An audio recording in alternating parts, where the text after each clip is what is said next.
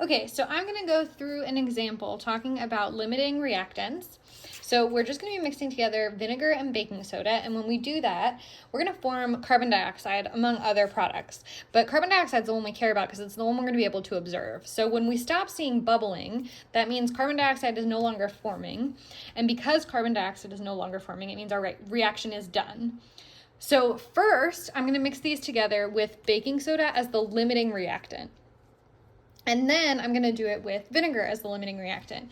And what we'll find is that as we add the opposite reactant back in, we can see whether or not we still get reaction happening. So let's do that. So I've got some vinegar in here, and I'm going to add my baking soda.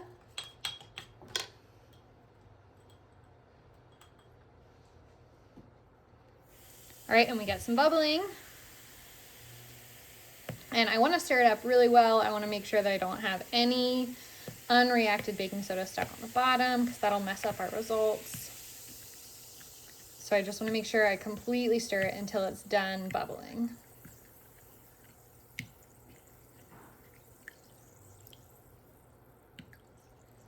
All right, that looks like it's done to me.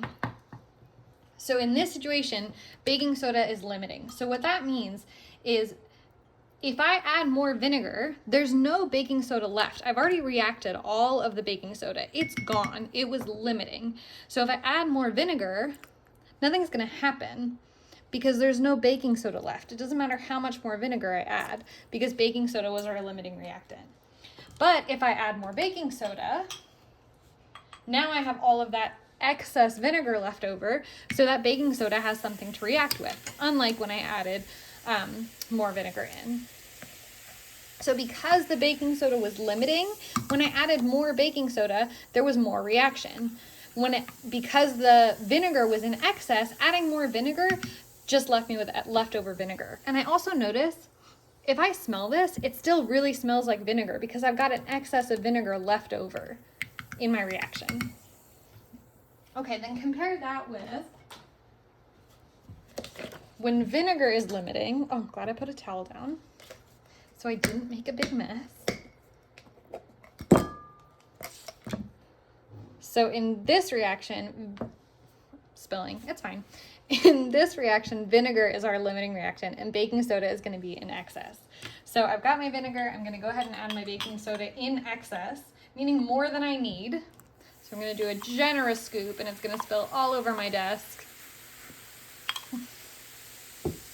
That's fine. Love it. Vinegar is a cleaning agent, so that's okay.